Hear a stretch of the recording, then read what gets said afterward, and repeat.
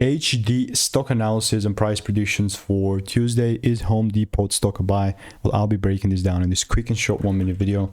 By the way, having done well over 45,000 videos and 5 years of experience, I've seen what's working for me and what's not. Especially like when it comes down to Home Depot. This thing is pumping and I quite like it. But let me just zoom out to just kind of have the higher time frame overview of this thing, which of course is bullish.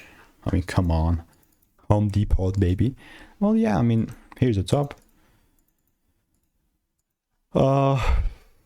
Hoping to see this thing pull down just a bit more, you know, so I can have like a better confirmation and then set up to buy more. But randomly pulling the trigger on this one, it's not gonna happen, you know. There's no randomness around here.